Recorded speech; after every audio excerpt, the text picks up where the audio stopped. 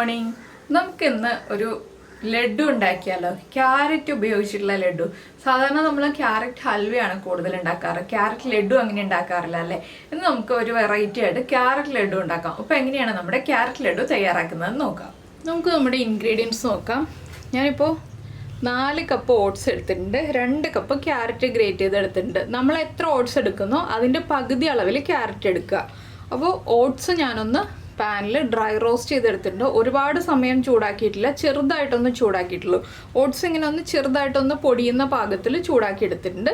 അപ്പോൾ ഇത് മാറ്റി വയ്ക്കാം. ബാക്കിയുള്ള ഇൻഗ്രീഡിയൻസ് ഏതൊക്കെയാണെന്ന് പറയാം.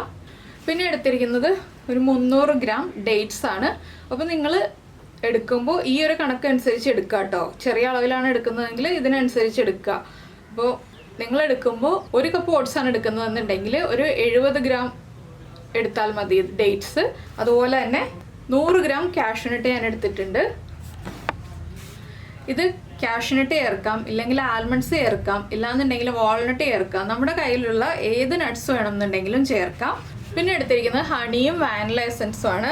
ഹണി എന്താണെന്ന് വെച്ചാൽ നമ്മൾ മധുരത്തിന് ഹണിയാണ് ചേർക്കുന്നത്. ഡേറ്റ്സിൻ്റെ മധുരം ഉണ്ടാവും, ഒപ്പം തന്നെ നമ്മൾ വേറെ ഷുഗർ ഒന്നും ആഡ് ചെയ്യുന്നില്ല, ഹണിയാണ് ചേർക്കുക. ടേസ്റ്റിന് വേണ്ടിയിട്ടാണ് വാനില എസൻസ്, ഒരു ഫ്ലേവറിന് വേണ്ടി വാനില എസൻസ് ചേർക്കുന്നുണ്ട്. ഒപ്പം തന്നെ കറുകപ്പട്ട ചെറുതായിട്ട് പൊടിച്ചിട്ട് ചേർക്കുന്നുണ്ട്. എന്താണെന്ന് വെച്ചാൽ പഞ്ചസാര ചേർത്ത് ഒന്ന് പൊടിച്ച് ചേർക്കുന്നുണ്ട്.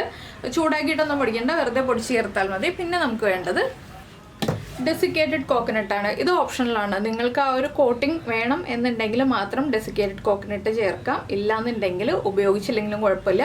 വീട്ടിൽ നമ്മളൊന്ന് ഗസ്റ്റിനൊക്കെ പ്രസൻറ്റ് ചെയ്യുകയാണെങ്കിൽ ഡെസിക്കേറ്റഡ് കോക്കനട്ട് യൂസ് ചെയ്യാം. ഇല്ല നമ്മുടെ വീട്ടുകാർക്ക് മാത്രമാണെന്നുണ്ടെങ്കിൽ, ഇപ്പോൾ ഡെസിക്കേറ്റഡ് കോക്കനട്ട് കിട്ടാനില്ല എന്നുണ്ടെങ്കിൽ നമുക്കത് അവോയ്ഡ് ചെയ്യാം കേട്ടോ.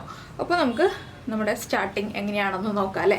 നമുക്കൊരു മിക്സിയുടെ ജാറിലേക്ക്, നന്നായിട്ട് അരയുന്ന ജാറിലേക്ക് ആദ്യം തന്നെ ഞാൻ കുറച്ച് ക്വാണ്ടിറ്റി ആയിട്ടാണ് കേട്ടോ ചെയ്യുന്നത്. എന്താണെന്ന് വെച്ചാൽ നന്നായിട്ട് അരയുന്ന ജാർ എടുക്കുക. വലിയ ജാർ എടുക്കുന്നതിനേക്കാൾ ഒരു മീഡിയം സൈസ് ജാർ എടുക്കുന്നതായിരിക്കും നല്ലത്. ആദ്യം കുറച്ച് ഓട്സ് ചേർക്കുന്നുണ്ട്, അതുപോലെ തന്നെ കുറച്ച് ക്യാരറ്റ്.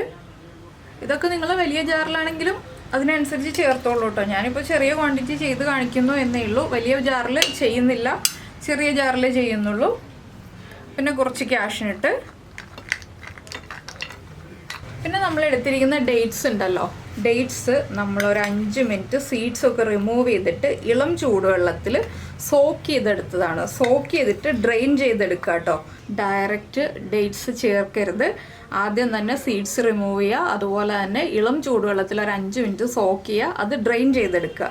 അപ്പോൾ ഇത്രയും കാര്യങ്ങൾ നമ്മൾ ചേർത്തു. ഇനി ഇതിലേക്ക് ഒരു 1/2 ടീസ്പൂൺ വാനില എസൻസും നമ്മുടെ മധുരത്തിനനുസരിച്ച് ഹണിയും ചേർക്കാം. എത്രത്തോളം മധുരം വേണമോ അതിനനുസരിച്ച് ഹണി ചേർക്കാം. അതിൻ്റെ അളവ് ഞാൻ പറയുന്നില്ല കേട്ടോ. ഹണി അല്ലെങ്കിലും മേപ്പിൾ സിറപ്പ്, നിങ്ങളുടെ കയ്യിൽ എന്താണോ മധുരത്തിന് ആർട്ടിഫിഷ്യൽ അല്ലാതെ ഉള്ള ഷുഗർ അത് ചേർക്കുക. ഒപ്പം തന്നെ ഒരു പിഞ്ച് നമ്മുടെ കറുകപ്പട്ടയും പഞ്ചസാരയും പൊടിച്ചത്, ഒരു പിഞ്ച് മതി. ഇത്രയും കാര്യങ്ങൾ ചേർത്ത് നന്നായിട്ടൊന്ന് അരച്ചെടുക്കുക. ഇത് കുറച്ച് സമയമെടുക്കും, ഇത്തിരി സമയമെടുത്ത് ഒന്ന് അരച്ചെടുക്കുക, നന്നായിട്ട് അരച്ചെടുക്കുക കേട്ടോ. അതിനുശേഷമാണ് നമുക്ക് ബാക്കിയുള്ള കാര്യങ്ങൾ ചെയ്യേണ്ടത്. ഫൈൻ പേസ്റ്റ് ആവേണ്ട, ചെറിയ തരിതരിപ്പ് ഉണ്ടെങ്കിലും കുഴപ്പമില്ല. ഇപ്പോൾ കണ്ടോ, ഇതുപോലെ ചെറിയ തരിതരിപ്പോടുകൂടി നമ്മൾ അരച്ചെടുത്തിട്ടുണ്ട്. ഈ ഒരു കൺസിസ്റ്റൻസിയിൽ നമുക്കിത് മുഴുവനും അരച്ചെടുക്കാം.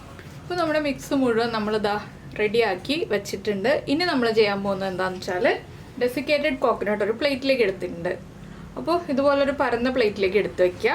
ഇനി നമുക്ക് നമ്മുടെ മിക്സിൽ നിന്ന് ചെറിയൊരു ക്വാണ്ടിറ്റി എടുത്ത് ബോൾ ഷേപ്പ് ആക്കിയിട്ട് നമ്മുടെ കൈയുടെ ഉൾഭാഗത്ത് വെച്ച് ഉരുട്ടി എടുത്തിട്ട് 2 കൈയുടെയും നടുഭാഗത്ത് വെച്ച് ഉരുട്ടാട്ടോ. അപ്പോഴാണ് കറക്റ്റ് ബോൾ ഷേപ്പായിട്ട് കിട്ടുക. ഇനി നമുക്ക് നമ്മുടെ ഡെസിക്കേറ്റഡ് കോക്കനട്ടിൽ ഒന്ന് റോൾ ചെയ്തെടുക്കാം. അപ്പോൾ ആ ഡെസിക്കേറ്റഡ് കോക്കനട്ടിൻ്റെ കോട്ടിങ് കിട്ടും.